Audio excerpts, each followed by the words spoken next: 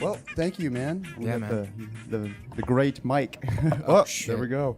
Already breaking shit Table right is- off the bat. This guy's already breaking Sorry, shit. I don't know my own strength. That's okay, man. It's that table. So, Piece of shit. supposed Put a to... thing under So it. I don't lean on there. I guess I'll just. Oh shit! Yeah, this is awesome. It's that one. Are you guys getting this? Yeah, man, Carry of course it. we Carry are. it, We Joel. have I to. think this is part of it. A joke It has table. to be. It is, man. We fuck with Oldest you right trick off in the bat. book. So I'm supposed to ask you, or thank you for coming out as your transgender right Oh, off yeah. the bat. I was. That's what I was gonna wait till halfway through, and then Oh. I was gonna reveal it. Oh man, well, You can't do that, man. You it's can't right off out the me bat. before I'm ready. That's It's about choice. That's what I'm doing. Yeah, it's being held up by menus. Buy some menus. Sad. It's being held up by cocktails and appetizers. Christ. Well, thank you, man. Thank you seriously for No, thanks for coming having in. me on. Absolutely. Now, what are you gonna use this for? Probably to Well, Promote. I think just to promote and just educate Okay. people about you. educate. Yeah, education. That's the key, right? You're an educator, right? Or you were? I taught before I started doing this, and now I look back on it, I'm like, I don't know how I did that, because I was working with behavior problems, and it was really, there were some better jobs, but the one job I had in high school was just very, very difficult. So what did you? So you taught people that kids that had issues, right? As far Right. as was it special ed or was it like? It was just- special ed, but it was behavior and learning challenges. Oh, okay. So a couple of jobs I had were really good, but then some jobs I had were really like, they were just, the last job I had was in a high school, and they just wanted to graduate the kids. They didn't care. Yeah. They just, all the kids that got kicked out of everywhere else, they would just put in my room, and they were just like trying Just to do just pass something. them through. Yeah. No child left behind. Yeah, so it was very hard on me because I would just we battle every day. Yeah. Because I was like, you're not going to come in here and do nothing, and they would be like trying to come in and do nothing, and then we would have a big battle, and every day was a Yeah, battle. man. So that's the job I had right before I moved to New York. So when I moved, I was like, Enough of this I don't need shit. this Never job. I was living by myself. I'm like, what's the point? I Yeah. could just go up there and try and be broke. I was already broke, so I might as well be broke up there. Yeah. Yeah. Be in a bigger city. Yeah. Yeah, bigger So- city, trying to make a run at doing stand-up. Yeah. So I mean, why did you choose that though? Like the education, was it just a gig that made sense at the time, or? I had a criminal justice major in Okay. college, which I really liked the classes, but I didn't want to do any job I didn't want to be a prison guard. I didn't want to be a parole officer. I was thinking about going to law school, but my LSATs weren't that high, and I didn't want to be I was thinking to myself, if I'm not going to be really good at this, I'm just going to be an ambulance chaser. I don't want to do that. Yeah. I didn't want to be a cop. There was no job I really wanted. Counseling was like the closest thing, but I didn't want to make 18 grand for the rest of my life. So I started as a counselor and making very low money. And then I was like, I might as well. Then I worked in a school for kids with behavior problems. And I was like, if I'm going to work in a school, I might as well get a degree. That's the next step in education. So I went back and got a master's and certification. It took me 5 years at night. And then I started teaching, and I taught through the public system for a few years. And then I realized, okay, this is not for me. Yeah. And, I was already doing stand-up by then, and I'd done all that I could do in my area. So I just picked up and left. Yeah. Went to New York. Where Quit my job and left. was this in Youngstown? No, this was in Philadelphia. Oh, this Philly. Yeah. Okay.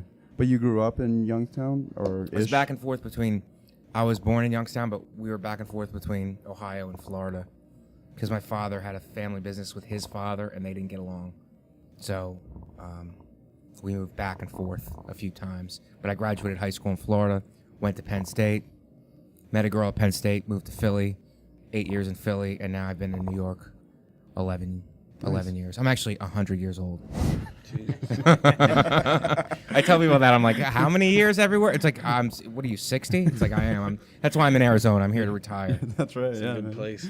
So Youngstown, let's talk about that real quick. I Yeah. mean, that place is known for some crazy shit, right? Yeah, I just mean, saw so- like a doc. I was on the radio yesterday, and we were talking about Boom Boom Mancini, who was like a childhood idol. He was a fighter, and I went home and I just Googled. I watched a documentary about Youngstown, and it was great. It was very well done. I don't know how popular it is with people outside of Youngstown, but for the people in the city, it's really well done. Yeah, yeah. So No, it was a great place to grow up. There's a lot of good people there. It's economically been dying ever since I've been born because the steel mills closed, and it's been, but it's like part of America, the deindustrialization of America. So it has really been suffering, and they were talking in the documentary about, is this place ever going to make a comeback? Because there were so many, like in the 90s, like, we're going to make a comeback, and then never did. And then we're going to make a comeback, and then never did. And then it's like, okay, maybe this place isn't coming back. It's just the changing times. It is what it is, Same as Detroit, right? Yeah. Yeah, it's like talking about yeah. it's gonna come back Toledo, now. Akron. You don't think Yeah. it will? You don't think Detroit will? Detroit not in the same way that it wants to sustain itself. There will be. It has to adopt some new principles. It has to get with the times. Yeah. Obviously, automotive construction isn't really what's gonna resurrect that city. That's really the most interesting city I think to watch because it's like Fallujah kind of. That's like a really really bad city. It's like there's no money. It's completely bankrupt. It's really in a lot of trouble. So it's interesting to see how that's just going to be handled as an American city. You know? And I think like Cleveland and Pittsburgh. I don't know. I think Pittsburgh might be doing better, but Cleveland's in a tough spot, and like Toledo and Akron. Those are they're obviously smaller, but those are tough cities to be in because it's a Rust Belt. Right. That's crazy. Boom Boom Man. See, then he's the guy that killed the boxer that killed another guy, right? Mm-hmm. Then that kind of ended his career. No, he went on to fight a couple more times, but lost. He lost a guy named Livingstone Bramble who had a long career, and then lost him twice. And then he retired, and then he came back and had a few comeback fights with Macho Camacho and Greg Haugen. I don't know if you remember him, but he lost all of his comeback fights. So, but he was really a great fighter. I heard him talk about that. Very, very tough. Very like aggressive style, like come forward and just throw lots of punches. Which I like. I'm a boxing fan, so I really like the way he fought. Did you box at all, like growing up in? No, I wrestled. I wrestled. wrestled? Yeah. Okay. Is there a pretty decent culture of boxing there? Like from In the city, I was like raised outside the city. So, but in the city, I think there is like that South Side gym where Kelly Pavlik came out of. I think there's a small boxing culture there, but not so much in the suburbs or whatever. It's like wrestling, football, basketball, like the normal high school sports. But wrestling was very, very tough. Like I can't imagine boxing. Like wrestling was a very, very tough sport for me. It was just a lot of weight cutting. And when I started wrestling in 8th grade, so when I started, my friend got me to come out. He's like, it's good off training for football. So I was like, okay. And I was doing it. I'm like, the first couple days of practice, I'm like, is he punishing us? I thought we were being punished for something because I'm like, I had no idea. He's like, no, this is just it. This is the way this is. It's the way it is. And it's like on top of cutting weight. I was like, this is the most brutal thing I think I've ever. You don't really know what I knew what hard work was before I started doing that sport. Yeah. And then when you do that sport, it's like, oh, I had no idea what hard work is at all. And it's so thankless too, right? It's really a sport with no. I was just talking to somebody, and somebody outside of wrestling was like, this sport has no like story. It's always like brutal stories. There's no like, and we had a blast. There was never any of that. It was always like, I starved, I sweat, I did this, I did that, and I actually won, and I did this, or I lost. And it's always either funny or painful stories, but nothing like, and it was enjoyable. It was just a delight. No one ever says about that about wrestling. But so. everyone respects a wrestler. If you say I used to wrestle, even as far as state or something. It's a thankless sport, but it really does teach you good principles, self-discipline, and how to. I really had a problem with it, which is how to accept loss. Yeah. I wasn't the most talented guy, so I would lose, and it teaches you how to accept loss and how to like rebound and keep going forward from it. Well, culturally, do you think that's lost now? I mean, that ability to let kids lose, like it's that thing of like everybody's told that they're good at everything now, so that's why we have all these. Yeah, I think it's initially good for self-esteem. Yeah. But you're right. You can't pamper these kids too much because part of it is letting them fail and then having them figure it out. I mean, that's really important because in life, as you guys know, it's like you get put down, like you need to be able to lick your wounds and figure it out. And if you're never given the opportunity to do that as a kid, you're not going to learn to do it as an adult. You freak out. So, but it's a good teacher that way, wrestling. Yeah. So how do you go from doing all these sports and, I mean, your demeanor is very like just relaxed overall. Yeah. I mean, you're very seem a very calm and collect person. So how does that translate into your comedy? I'm calm, but I have like an underlying intensity. Now I have underlying. People are like, "Oh, you're a guy ready to snap." I'm like, I don't think I'm a guy ready to snap. I have an underlying intensity though, so it's like I'm not dead underneath there, but it's, I've always been that way, like an underlying intensity. And my thing was to just like, because I wasn't the most talented guy at a lot of these sports, I would just work as hard as possible, you know. And that's really the way I approach stand up, is like, get as much stage time as possible, work as hard as possible, write, keep writing, and try, you know, take every opportunity you can, don't waste anything. And I'm a guy who came up through the clubs in New York, so I appreciate stage time. Like, I know that when I do club spots in New York, like, I know that there's 50 guys behind me who would kill to get that spot. So I try not to waste the spots. I try to work on new material, and I try to progress that way, because I know those spots are valuable, you know, to people. Do you model yourself on the Louis kind of writing aspect, where you get up and you write for a certain amount of time in a day? I've changed my style recently. What I'm starting to do now is more, I find it helps. I don't know about you guys, but I find like journaling helps for like a half hour. I don't do it every day, but I try to do it, because if you just write like a free writing exercise about your day, and these little things happen every day, and if you write about it, you'll bring them to light. There are things that happen that we don't acknowledge, that just happen: an interaction in a deli, a crosswalk, something with an argument, or an observation. And if you free write, these things will come out, and therefore it's my attempt to make my comedy more organic, because I'm traditionally a joke writer. You know what I mean? Before, my method was to sit down and just turn jokes out, just turn them out, which is still good. But if you change up what you're doing, you'll get a different result. You know what I mean? You'll get different. I'm looking to get my comedy to be more organic, but still joke rich. So I figure if I write for a half hour in a journal, like free writing, and then I can turn jokes out based on those premises, it gives me the option to do one or the other. It mixes it up a little bit, I think. Yeah, that's really interesting. It's developing another side of maybe your brain, and then you can apply that to the joke writing, and then it evolves in a different way. I think a lot of artists do that, and like I know painters and sculptors, they just draw. They're not exercising the actual painting tool, but they carry that skill into the paint room and onto the canvas.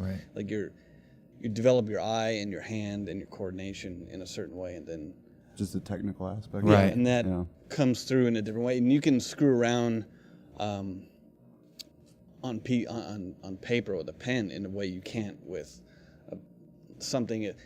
It's not that it's expensive, but it is. Paint, like oil paints, are relatively expensive. And so is canvas, but paper and pencil, they're not that expensive. So it's interesting you bring that up, because I haven't heard anyone talk about that, like developing a different side of how you write and your creativity, and then reapplying it with different, like the joke writing is still valuable too, because, you know, like you said, like just like looking at or just turning out some jokes, maybe you don't use them, maybe you do, maybe you don't, but you warm up your brain. And then I find that if I write for an hour that way, just like turning out jokes, I feel like for the rest of the day, anything I see, I can it's like you're warming it up, and then the jokes will come. You'll get better jokes out of it. Apply them to every situation. You'll apply it to every situation. Interesting.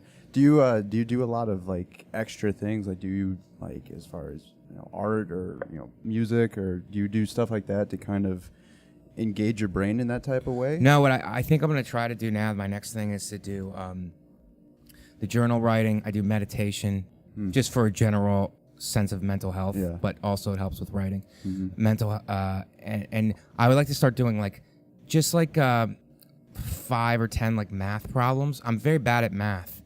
I was very bad at math in school. So, but I think there's something to that. It's like taking your weaknesses and going towards them instead of away from them. Like, I think it'll help my brain. It will help my brain in terms of joke writing. I'm not sure how yet, but I think that like just exercising that part that I've never really worked out, and that is a weakness for me, that it will help me in terms of joke writing. Interesting. So that's the next thing I'm going to try to do. Like, that's awesome. And it's a whole philosophy of like turning towards your weaknesses instead of running away from them. Yeah. What got you onto that?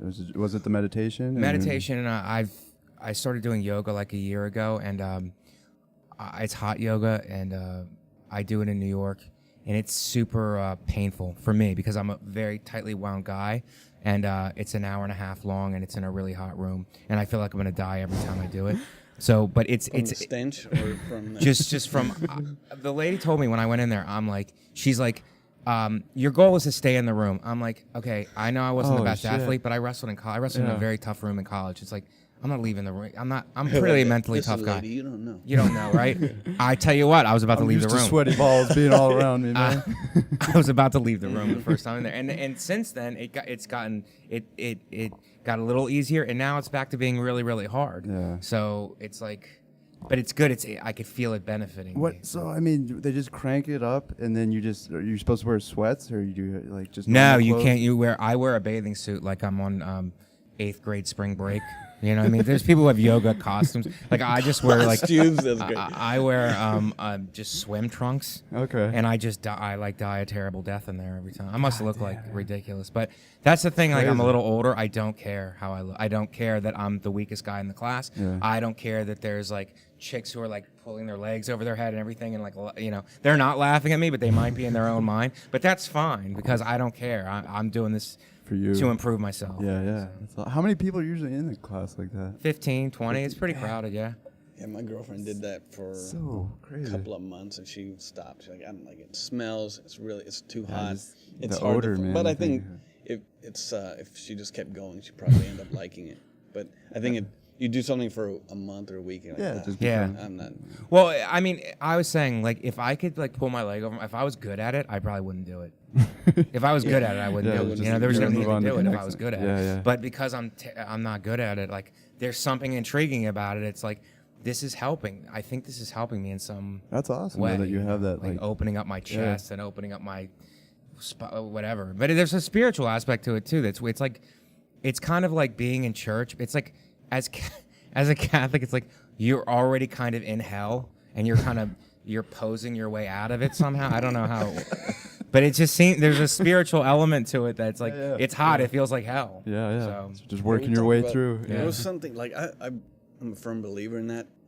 Maybe not yoga because I don't do that, but I exercise a lot. And I remember bringing that up with when we interviewed Nikki Glazer, and she's like, "Yeah, but exercise can only go so far," and because she wasn't like someone that exercised a lot, and I thought, yeah, but you don't know. Like, you don't know when you're 45 minutes in on a bicycle stint, and it's really hard, and you just want to give up, and you just pump out that extra 15 minutes. Right. Like, you don't know that feeling of accomplishment after it. Yeah. And also just, like, I think it engages your brain in a different way when you get your blood pumping really hard. Right. And you're just, like, emotions bubble up, and it's weird. You just really start to, like, re-engage your brain in a different way, and it helps you. It helps me think, actually. I know. I think about weird shit. Rogan talks about that a lot, though, Really? too. You know what I mean? About how he just pushes himself so crazy physically because once you do reach that accomplishment, it's just like, okay, the rest of the day is gonna be cake now. You know what I mean? I don't It's know just him, but I've heard that he's in great shape. And he's like a kung fu, like a judo guy. He's like you know what I mean? almost 50 now, or getting he's- close, yeah, and he's- he's just like in better shape than I'll probably ever be. You know what I mean? So it's just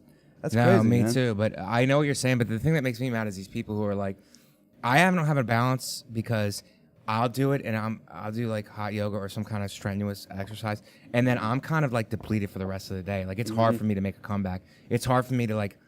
I kind of do it every other day because it's hard for me to write the way that I want to write, or if I have like 3 shows at night or 2 shows, it's hard to get my energy back up to do that because it's so draining. Yeah. Like I don't understand these people who are like, oh, you drain from it because it really actually gives me energy. It's like, well, it gives me energy in the long term, but it doesn't give me energy that day. That day I'm tanked, man. Yeah, I'm spent.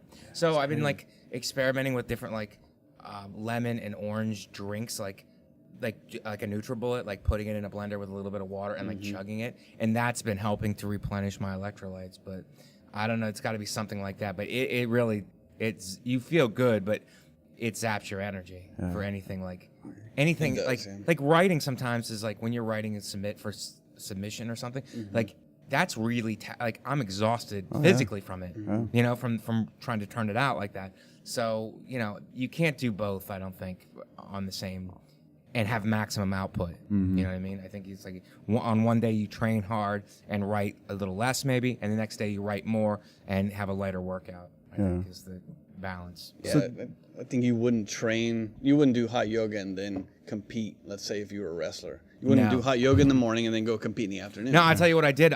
It's funny you bring that up because I did hot yoga one day. My friend's like, okay, can you help me move? I'm like, okay, I did hot yoga. And he was like, I just need a few things. I'm like, okay, so I did hot yoga, and then I went and helped him move, and it ended up being like a lot of things. It ended up being 10 flights of stairs. And so I started doing it. I'm like, are you how come you didn't tell me this? He's like, it's no big deal. I wrestle with him. He's like, it's no big deal. I'm like, it actually is a big deal. He's like, nah, it's a couple things. It's not that hard. I'm like, yes, it is hard. And so we argued about it, and I'm like, you know what, this isn't getting us anywhere. It was my friend. He's a close friend, so I'm going to just do it. I did it. I helped him, and then I threw up later that night. I was just throwing up later that night. I'm like, I guess, you can't do both. I shouldn't have done that earlier. It was my own fault, really. Well, so is this a new kind of area for you? This whole clean, just self-discipline aspect, or has this always been an underlying thing in your life? Did you have kind of a wild phase where you were just destroying shit and No, I was always pretty I was raised pretty I never did any of that. I'm an old. I feel like I'm an old soul. I'm not. I was never the wild child, super crazy or super wild. I function best with discipline. Nice. I feel like I feel better, and I was never a guy who was outside the lines kind of a guy. So, but no, these are. I always worked out. I always tried to be disciplined, but these new things, I'm letting. It's actually helping me. I think more it's all coming meditation, together. Yoga, and different. Because stand-up can get stale if you're just turning out if you don't change up your methods and you don't try new things, it can get stale and it'll reflect in your comedy. Absolutely. If you want to keep improving, keep getting better, you have to try different things. Yeah. Well, I do want to compliment you on your writing, man, because it is very. I mean, the jokes are definitely very layered as well. Thank you. And the delivery, like I said, you're a very calm and collect guy, so it's crazy. But I mean. I think that just goes to show how good the writing is, because you don't have to be this wild, crazy guy trying to do a backflip or something on stage to get somebody's attention. Right. Which that'd be cool to see. You think you could do that tonight? That's the way I look. I look at it if I look at it if the crowd is really rowdy, I can always raise my voice and get more animated. But if the crowd is there's 20 people and they're really calm, I don't feel the need to shout at them. Yeah. You know what I mean? I can just talk the way that I've talked. But if they're rowdy or it's I've raised and gotten more animated and stuff to match the crowd. But like I said, if it's a low 20 people just sit, there's no need to scream at them. Not in my mind. Not for what I'm doing. What about hecklers? I mean, how do you normally deal with them? Is it it depends, but I usually try to be not let it get to me too much. Do you incorporate it into the show, or do you no phase that guy out? I don't, but if it's in the moment, I'll deal with it I try to deal with it in the moment. Yeah. But if somebody's I try not. It depends what kind of mood I'm in too. I mean, I think that's with everybody. It depends what kind of mood I'm in, but more often than not, I try not to let it affect. Because if you give it power, it's going to take on a life of its own. You know what I mean? Yeah. So. I try to deal with it the best I can in the moment. First, obviously, is to make it funny. But if somebody says something super, I had one lady just yell, "All right, move on." It was recently. I'm like, what? What are you? You know what I mean? You try to make it funny first, but then the crowd gets nervous, so that they sit there, and that stops all momentum. But. That was the funniest thing. Come on, move on. Some wackiness last night for sure. Oh, dealt with that well. Yeah. Oh yeah, but they were partying. And they were. Oh, yeah. And the thing is that they didn't bother me that much because they were a little bit rowdy, but they were having fun and they weren't stepping on any punchlines. No, you know what I mean? So I don't mind playing with them. Right. It's not the ideal situation, but I'd rather have them have a little bit of energy than giving me nothing. Right. You know what I mean? Because that happens sometimes too, where it's are you guys here to have fun? Staring competition or something? Yeah, it was crazy, but yeah. No, I try to just be in the moment, and it doesn't pay to be overly mean. No matter what they say, it doesn't pay to be overly mean because you look like a bad guy, and I don't know. For me, it doesn't work that well. If, you know. Well, some guys, I mean, feed off of that though, right? I mean, like it seemed like I remember when Nick DiPaolo was here. I mean, like he's ready for a battle. Yeah. You know what I mean? Yeah, Like, he's yeah. just ready for. Yeah. I think it's all about your style of comedy. Like his style is like just that. very, you know what I mean? yeah, He's very aggressive. organically like that. Yeah, he's good. So if you know, he deals with it differently. Yeah, And he's like a pro veteran. So he's a legend. So guys, yeah.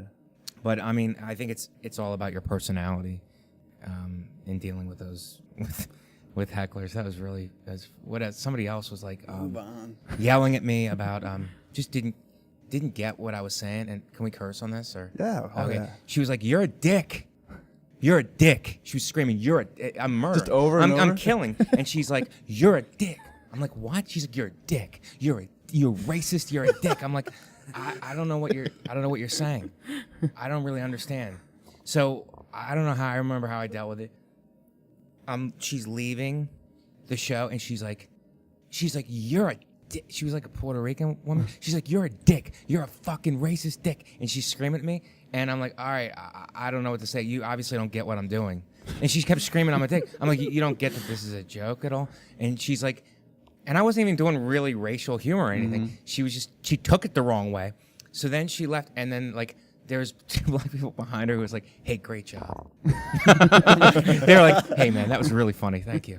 I was like, "Oh, okay. She's just crazy, you know." Dude, there's a common theme here with crazy women. Like, especially this club, man. We've only had to throw one guy out, but that's because the comic kind of like provoked him. Yeah, he hit him on the head with the mic, and he was drunk, and so that provoked the guy. But everyone else has been a woman. It's all been women in the 30s or 40s. Same kind of weird shit. They just start yelling things. Last night, the woman was standing up, saying strange things. Always, Listen, that sounds sexist. It does, but I'm just, No, but somebody has had or just women. Sometimes they just. Well, they get caught in the emotion of the like hype of the show, and then you need to be part of it, I guess. And Bill Burr has a whole bit that he talks about that women act like that because you're like they never get hit or beat up. Women don't get in fist fights with each other. If a guy's an asshole growing up, he gets the shit kicked out. Exactly. Right. Girls don't do that. They just get into like screaming matches. And exactly. It just amplifies that memory in there. And it fizzles out, and they're friends again. Well, so tell us how it's like living with Dan then. I mean, that's awesome. It was a few years ago. I lived uptown and I was looking for a place, and he was like, "Hey man, he's like, my roommate's moving out," and I was like, "Cool." I mean, I went and looked at it, and I was in Queens. I lived uptown for 8 years, and then I moved in, and it was 3 of us, and one guy just moved out.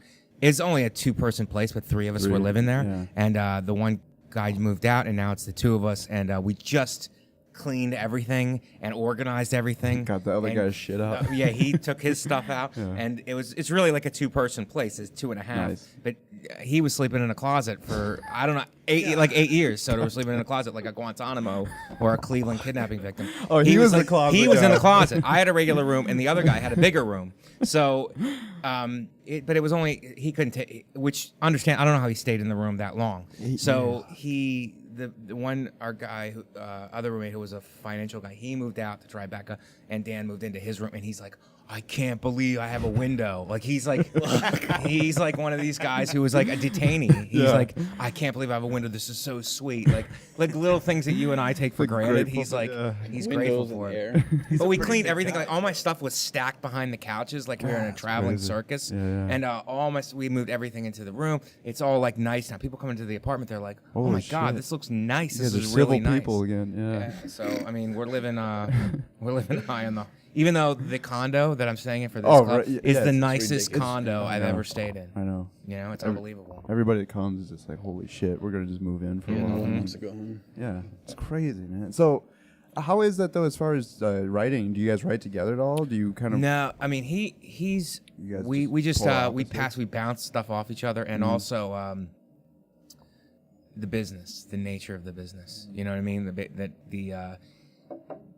Being able to just stay focused and not worry about anybody else who's getting what, and you're happy for your friends. Obviously, you want to do well, and you want your friends to do well, right. But not getting caught up in the competitiveness of who's gotten what. Like whoever, it's kind of like a philosophy. Like you just work hard, and keep your nose to the grindstone and try to progress. Even if the industry isn't catching on right now to what you're doing, they will. You know what I mean? Or it takes time, or they won't, or whatever. But you'll be appreciated in some way if you just stay true to yourself and just keep working and not so much worry about what's popular at the time. Yeah, that was great to hear Dan share that sentiment with you. He talked about that too. Like, he was genuinely happy for like Michael Che and some other guys that he knew that were finding success at this time. Right. And you seem to share that, which is it's really nice. You don't normally hear that from competitive guys. Well, I mean, you guys are very humble people. Like, definitely. Like, I mean, the New York comics just have that vibe to them. I mean, even like Jesse Joyce last week. I mean, it's just they're always rooting for the other guys too. Yeah, you root for New York. Like, I mean, I root for comics. This is how my thing goes. I root for comics first. If it's between a comic and some actor getting it, I'm rooting for the comic. You know what I mean? And then I'm going to root for, well, first of all, that's how it goes. I'm rooting for my friends first. Right. And then New York comics, then comics, and that's how. And then LA comics. And then LA. No, I'm just kidding. I'm friends with a lot of LA comics, so I'm rooting for, but you know, you root for your circle of, circle of friends first. You know what I mean? That's just the way it goes. That's the guys cool, who are working in your circuit, you know. That's cool though that you and Dan are just, I mean, you're living in the same place, but you guys aren't like, you know, trying to size each other up at all. You know what I mean? No, I think he's like, we're running different races. He's a super, super talented guy, Dan is. I'm sure you know, he was on the show, you worked here. So he's a super talented guy. I think we're running different races. I think we'll end up in different places. I think, you know, hopefully we'll both be successful, but I don't think it's, you're comparing different things. I think different careers. Like whoever he's supposed, or he or anybody else, their path is their path. Their path has nothing to do with my path. You know what I mean? So, where do you think your path is leading to, or where do you want it to lead to? I don't know. I would like to write something. I feel like I'm very capable of creating something myself and writing something. So I can turn material over pretty fast, and I can, you know. Like whether it's a late night set, I can construct it and put it together. It takes me a little bit of time, but I can do it relatively quickly. I think that's a talent I have. And if I think I can transform that into a script or something like that, I think I would be successful at that. So you wanting to go more the writer route? Writing or creating something where there's an outcome, where I can see the result. Like in stand-up, you're writing it, you try it, you piece it together in different ways, you keep trying it. But then when it comes together, like I'm doing a thing right now where I have it and it's coming together right now, there's a tremendous sense of satisfaction in this. It's like a 7-minute chunk that's really come together, and it's because of all the work. So I would like to have that creative process and then see the result of it. Gotcha. Whether that takes the form of a TV show or a movie, I don't really know. But I think I'm talented. I think I have that talent, and that's my strength, and I think I could do it. That's awesome. You and Dan write together? Do you guys ever? We don't sit down and write together, but we check in with each other a lot. Like, hey, have you heard anybody do this? What do you think of this? Can I run something by you? And sometimes he'll run a lot by me, and I'll have nothing, and then, or I'll run a lot by him, and he'll just be. And it's always like, have you heard this before? Like, it's like checking in. Does anybody have this? Have you heard this? What do you think of it? Is this hacky? You know what I mean? Yeah. Check in with the other person. So, and he's really good that way. He'll give me an honest opinion about it. Well, that's good. Or he'll be like, I don't know, check with somebody else. Yeah. And there's not just Dan, but there's certain other guys that I'll check in with like that. You know. What about writing stuff for? Because you said you're kind of prolific as far as your ability to write and produce material. I'm not calling, just for the record, I don't want other comics to hear this and be like, oh, he's calling himself prolific. I'm not calling myself prolific. I feel Wes like is calling you. I feel like that's a. So I feel like Wes. That's a stretch. I feel like it's a strength that I have, as opposed to like, I don't. In other words, I don't think I'm gonna audition my way into anything. You know what I mean? Like I might, but you know, who knows? I might, but I just think right now, that's a strength I have. Yeah. So we're putting words in his mouth. Yeah, no. Seems like you know your strengths, and you didn't want to say prolific, but I did. Okay, good. I'm glad. I have no just fear so there it is. It's on the record now. A lot of people don't have that like discipline or structure that have come through. You know, like when it actually comes like sitting down and writing stuff and going through and working on it like hard. I mean, a lot of people, it seems like they kind of comes to him in the moment. Or and then just jot it down. Kind of, but, kind of go. Well, with I think this is, it keeps, to me, the underlying theme throughout this interview and with you is just your work ethic, man. That's just the thing that keeps you on point. It's just you're constantly challenging yourself in multiple ways, and you're not letting things get stale. And I think that's good. I mean, I think that's huge. I mean, especially for writing.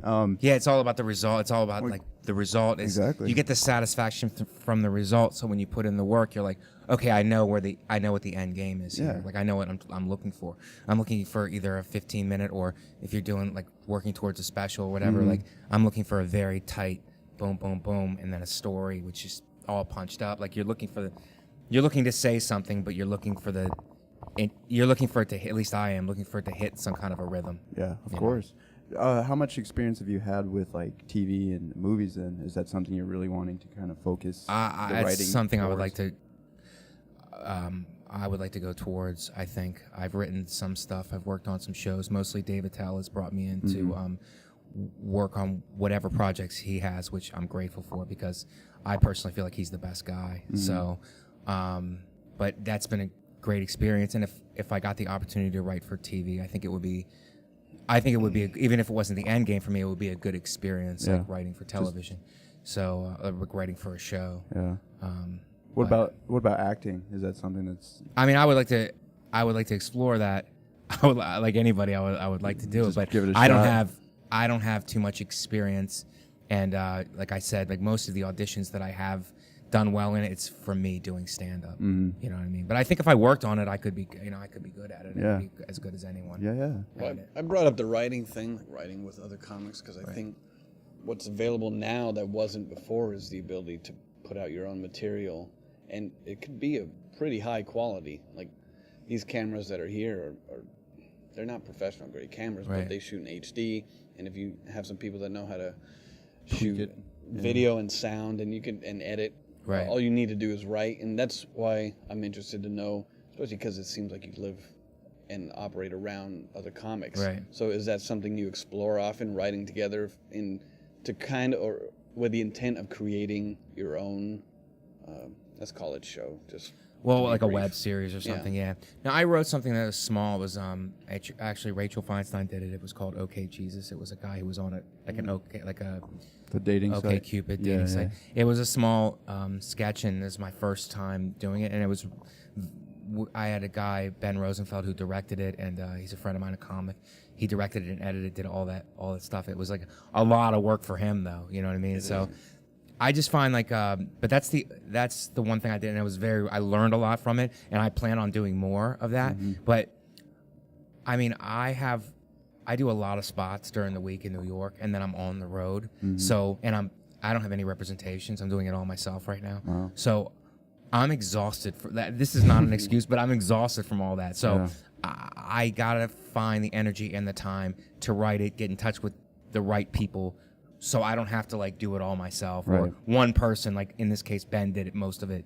You know, I need to find the people to put it in motion. Yeah, it's because I just can't. Like I'm exhausted. Like when I get back from this trip, I'll be exhausted. I'll take one night off and then start back down. And I usually do 2 spots a night in the city. And on the weekends, if I'm in the city, I'll load up. I'll do like 4 or 5 on Saturday and Friday and Saturday, and then Sunday maybe back to 2. You know what I mean? And then take Monday off, and then so it's a lot. So I really haven't figured out the balance yet. Maybe I should pull back and do less spots. I don't know, you know what I mean? In order to do something like that, like continuously put something out, I would have to take back off a little bit on doing spots. But you know, right now, stand-up is where I'm making the most progress in terms of taking material, molding it, and then putting it out, and feeling some satisfaction from it. You know.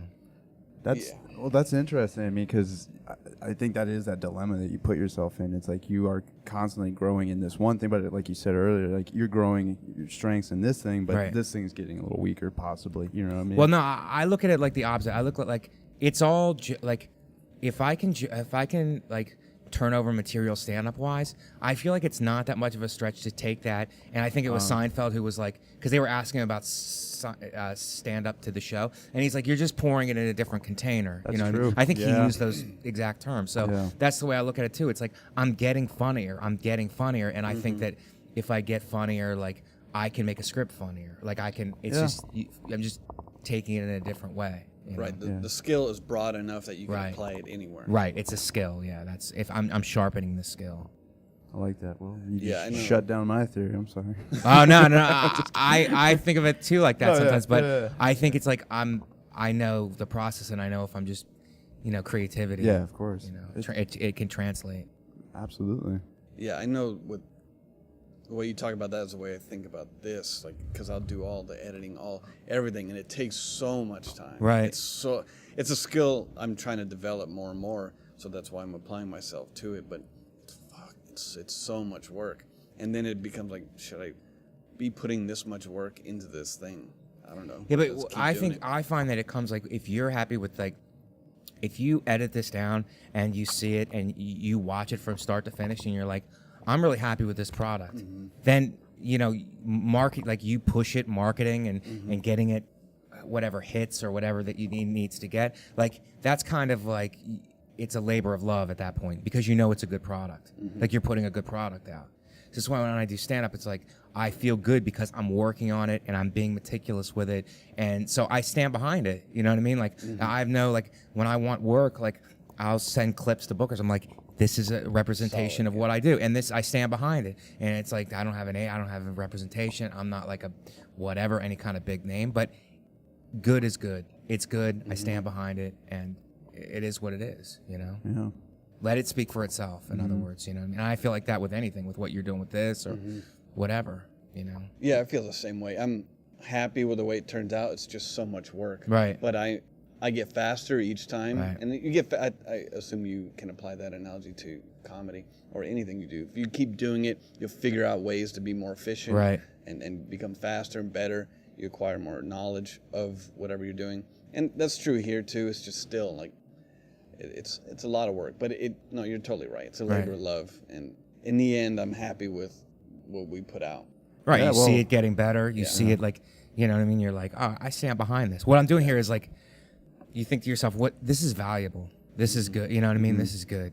You know what I mean? Instead of like just gravitating towards what's popular, you know what I mean? You have confidence in what you're doing. Like, this could catch on. Well, even like this, we've gotten a couple compliments, or not compliments, but just critiques about, the content and how, it's a little bit, not necessarily drier, but we're not, the idea behind this was not to, ask you like, oh, tell us what got you into comedy, like kind of the generic, like radio show host kind of bullshit, like, Q&A, you know what I mean? It wants to be more in depth of the process of the art of stand-up and the education. Like, it really is an educational tool. Hopefully some comedian's going to see this, like, tomorrow or whenever it goes up or 10 years from now and be like, oh shit, like that's a process, you know what I mean? Because I don't think this stuff is talked about enough, you know what I mean? The behind the scenes. And to be honest, we listen to other guys right. who have been on like Mark Maron's podcast. Right, Mark Maron's great for that. Like his podcast, he'll get into depth with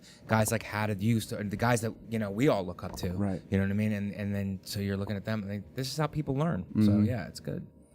Oh. Yeah, they're helpful for that. I know that when I first started listening to podcasts. Maron's was my first intro. Right. Yeah, mine was I think Rogan was the first one I started listening to, and I knew nothing of comedy, but I could relate. Like, you could relate to the struggle of whatever you're trying to pursue. Right. Because it's applicable to everything. Like, to, let's say, if you wanted to be the best yoga practitioner in the world, it would apply to there just as much as comedy or art or music. And so that is where I think these podcasts really help everyone. Anyone trying to do something significant or just become better, more motivated by life or experience. That's where these things come in. And I'm in like an evangelist for these things now, just because it seems to be an easy way to tap into a lot of people at once, and it's very productive. It's a positive energy that everyone's, and guys like you that have found a certain level of success can share that with the broader public, or even maybe it's just for other comics, but you have a knowledge that a lot of people want just because you've been able to figure out, at least to this point, how to get there. Right, how to become better. But like I said, it's like me, I'm listening to other guys, whether it's through podcasts or just talking about how they're doing and how they did it, the guys who are successful. So I think it's all learning on different levels. But it's true. It really is, guys. Podcasts are good for that because guys lay out like what they do, what steps they take. And sometimes as comics, there's artists, you're like, I feel lost. Like, am I doing the right things here? Like, I don't even know. Am I doing the right thing? Should I be networking more? Yeah. Should I be doing that more and less on this? Because you have people telling you, like, you should be doing, like, more network. You should be, like, and it's like, should I be? And then you'll hear guys like Bill Burr, Louis C.K., Attell, and you'll be like, listen to them, and then you'll be like, oh, no, I'm doing the right thing. Yeah.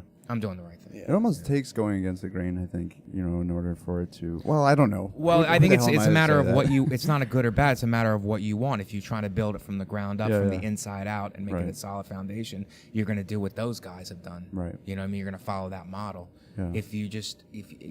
If you want celebrity and you want a show, which isn't a bad thing, a lot of, you know what I mean? Then you're going to follow a different model. Yeah. You know what I mean? But those guys are the guys who are like built it from the ground up. They're solid. If all of their success crumbled around them, they could still go to any club and do stand-up and be like solid. You know Absolutely. What I mean? Has a podcast been something you've looked into, like doing your own? I did one with a couple of guys for a while, but I stopped doing it.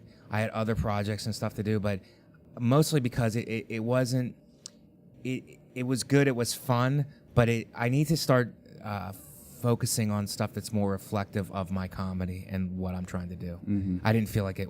I felt like it was fun, but they were good guys. But it wasn't like I need to be more specific with my focus if I'm going to put my energy into something. Right, not just dicking around. Yeah, for sure. Basically, yeah. Well, I wanted to ask you this, just because I know like you have been, a highly educated person.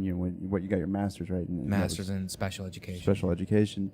What are your thoughts about like people going, like younger people going to school now? Like, what are your thoughts? I mean, especially taking a career change that you did, going from that into comedy. I mean, what do you think about education just in general now? I think it's good, but I think it's helpful if and I know it's hard to do when you're in high school because you really don't know anything. Right. You're just all you know is what your parents. My parents were telling me like. My parents were not baby boomers; they were World War II babies. So, like the advice I got, and this was all with all the love that they had, but it's just a reflection of their consciousness, their awareness of what was happening. They figured if you came out of college, you were made. Like you would be making great money when you came out of college because you're an educated person, and that's to some extent true. But it's not true the way that it was true in the 50s. Right. You know what I mean? Like. Everybody has a college degree. When I came out in the mid-'90s, everybody had a college degree, so it wasn't anything special. Right. So they did the best they could, But I feel like you really have to figure out what the right thing is for you, and even your parents don't let them project what they want onto you. You really have to question what you want and then find it that way through your own experiences. And if you have to jump careers a couple of times, you have to jump careers a couple of times. It's better to be happy than to be miserable in a job where you're just in a cubicle. Or I'm not saying maybe some people like that stability, and maybe that's for some people, but for other people, you don't want to feel trapped in a profession. Well, I think it's just crazy how there's people are coming out with their PhDs and they're just becoming managers of like a Chipotle or something, or or something. It's just like, and there's nothing bad. A decade of debt behind them. And shit, those managers make really good money actually, just making some burritos. But it's just, to me, I guess question I want to ask you is, if you were faced with an 18-year-old that just is about to finish up high school, has that choice of going into college or just going to hypothetical kid. Well, I taught high school. I taught high school, and I would tell the kids, I would tell them a couple of things. I would be like, because my kids were like, they had kind of unrealistic fantasies about what life was going to be like, and it's like you have to get a skill, because if the way the economy's set up, if people can exploit you, they will. Yeah. If you have a skill, you're going to get paid to do that. Whether you're going to get paid for what you do, whether that's everybody has a different route.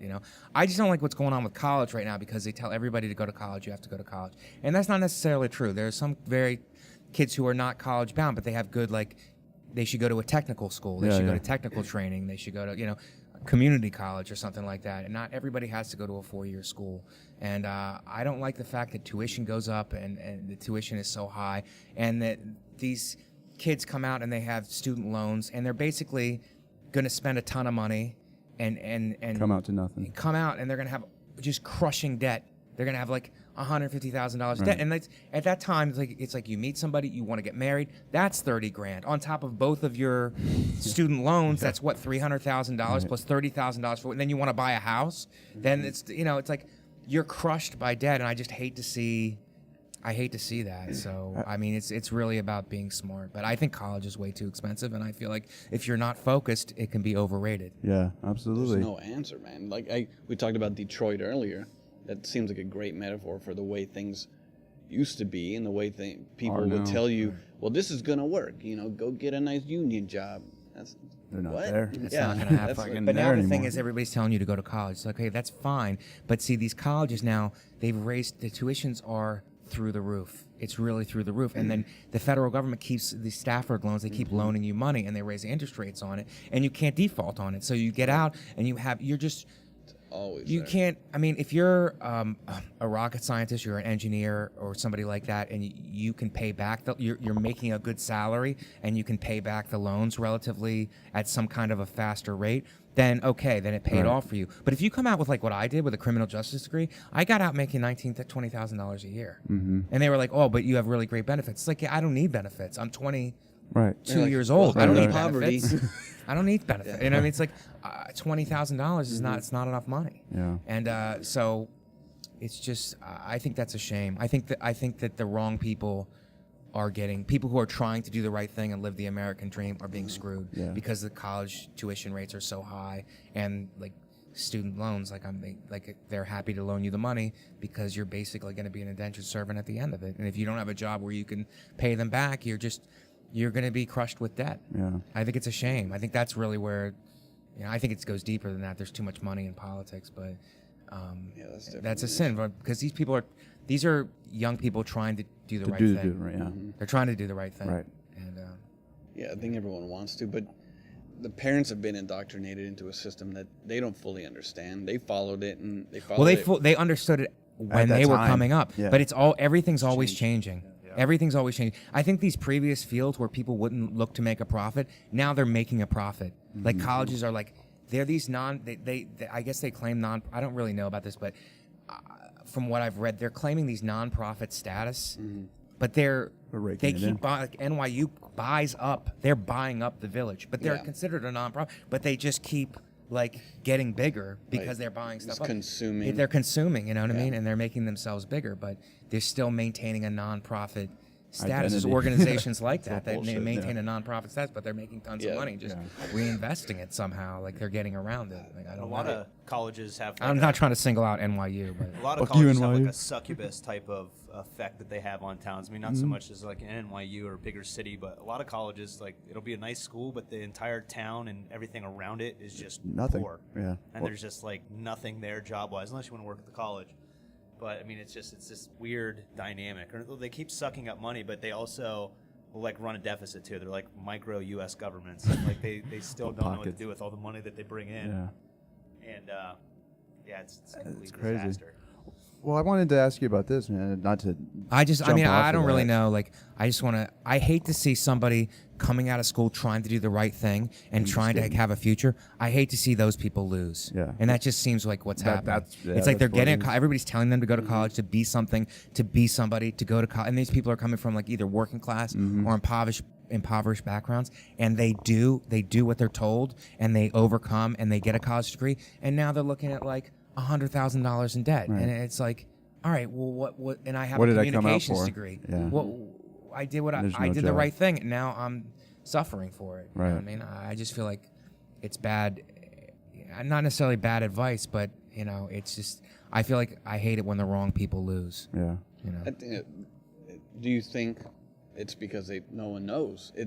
It's changing so fast that people don't know. They're like, I don't know, just go to college. Yeah, I think things are changing all the time. Things are changing, and it's like if you don't keep abreast as to what's happening, it's no longer applicable. Like when my parents were like, go to college, you'll be somebody. It's like I got out of college. I'm like, I'm still not. I'm making $20,000 a year. They're like, well, get a master's. Then I was looking at criminal justice. I'm like, I'm gonna get a master's in this. I don't even want a job in the field. How am I gonna get a master's in it? Or if I would have got a law degree and somehow would have got it, and I would be the kind of lawyer, and I would have been not a good lawyer. You know what I mean? It's like that would have been bad advice. Yeah, there's some guys here that a couple of 18-year-old dudes. One actually just left, but he would kind of ask me, like, "Well, what do you think I should do?" I have no idea, but I'm trying to figure it out myself. No, right? It's the same thing you mentioned earlier, which I wanted to come back to. Is that I don't know, but whatever it is, you should like it, and then you should build a skill around it, and then build a skill around that, and then just do a thing, get better, and then get better, and then get better, and then always get so then you're an undeniable force within yourself. It could be something as stupid as video editing, but if you're the fucking best video editor, then you got a job. You can go somewhere, you can go halfway around the world and find a decent living, I would imagine. So that's because I don't know what to tell an 18-year-old guy now or girl. No, it's always good to look at the highest person in that position. When I was teaching, it's like, okay, what do you want to do? I already had a job as a teacher. It's like, do you want to be the principal? Do you want to be a superintendent? Mm-hmm. Do you want to be a college professor? And it's like, no. It's like, okay, well, what are my options? What are the other options then? Like, start looking in something in education, but not really. And I was doing stand-up, but I was bombing for the first couple of years I was doing it. So I'm like, this is going to benefit me somehow, but I don't think I'm good enough to be an actual comic.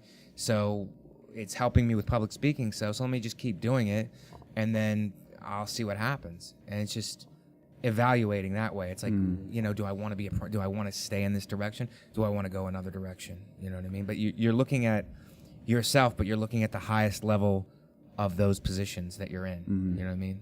Do you think at some point you'll, want to even educate, comedians, do some comedy classes or even writing classes? Is that something that you've even considered?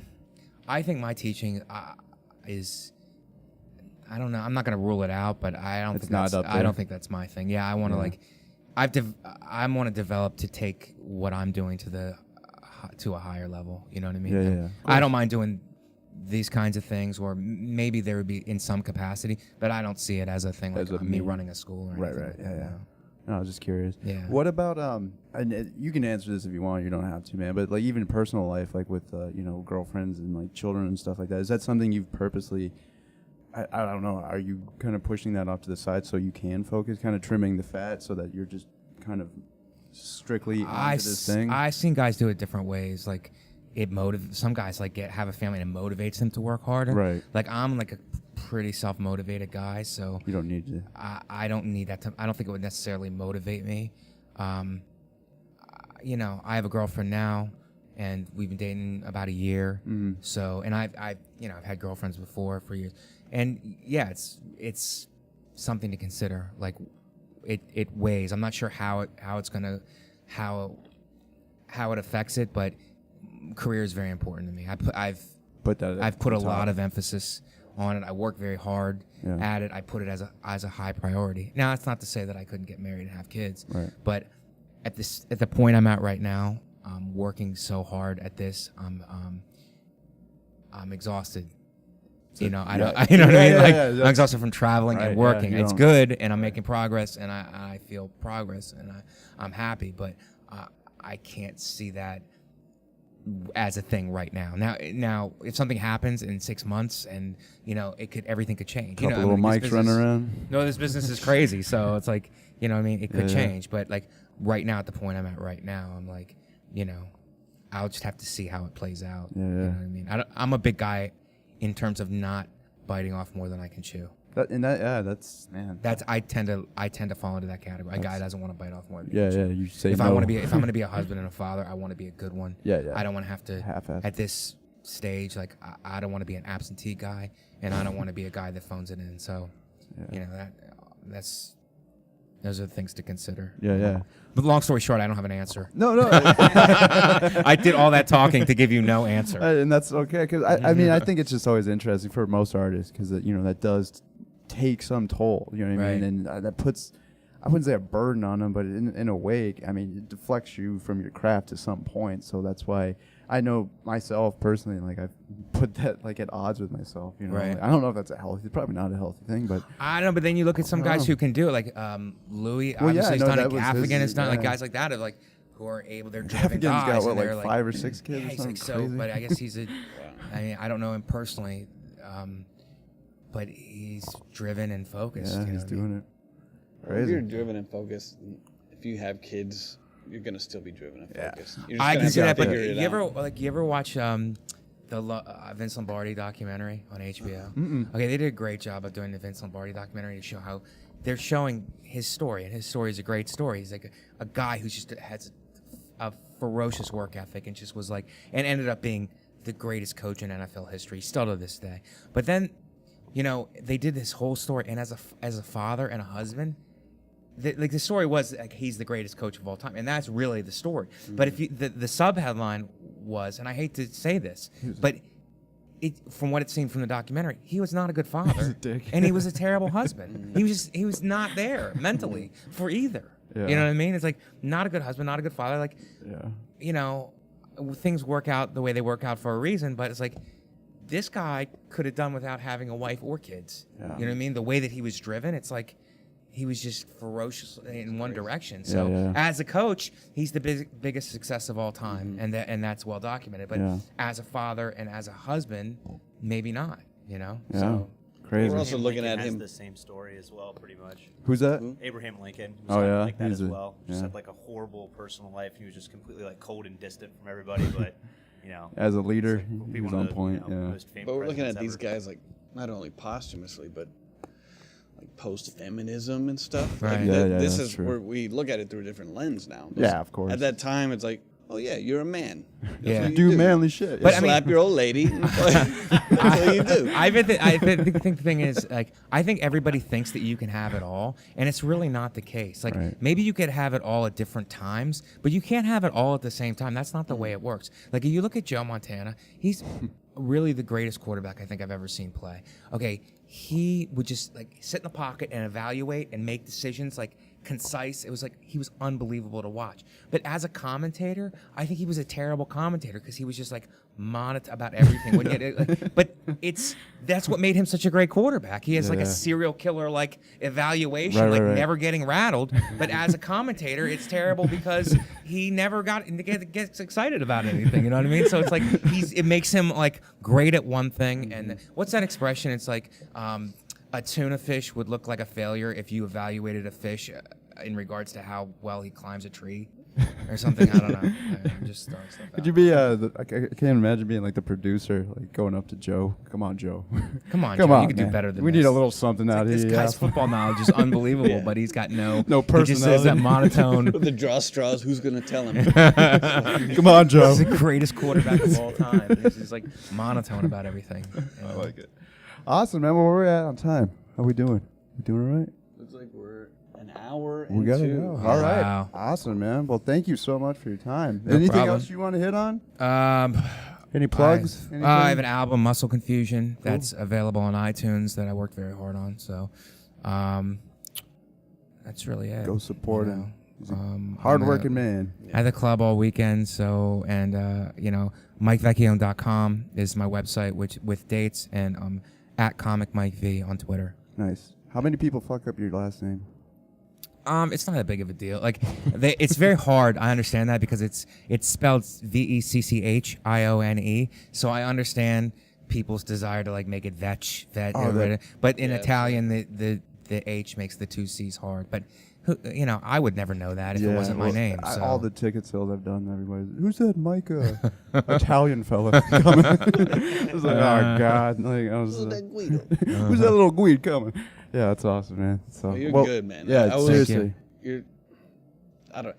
Unassuming, let's say that. I was like, who's this guy? Come on. I'm like, this is fucking great. This is a great show. No, I know. I look like I look like a lug, kind of a like a I don't know, like a lug-headed guy, I guess, like a muscly, like a thick, lug-headed guy, and you know, I don't feel I'm that guy. You know what I mean? You're not, man. No, you're more not. to say, and I have a different style of comedy, and because sometimes I'll do comedy, people are like, I really didn't expect that to come out of your mouth, and it's like, yeah, but I'm Italian guy, but I'm an understated, you know. I'd like to think like more of a thoughtful guy than just. I'm not an impulsive, like in your face, overly energized guy. You know what I mean? So I think that's your niche, though, man. Yeah, maybe that's my niche. It's going to take longer to get out. The giant teddy bear that everybody wants to listen to. Awesome, man. Well, thank you so much. Thanks for having me on, guys. Absolutely. Thank you. I appreciate it. This was fun. Awesome.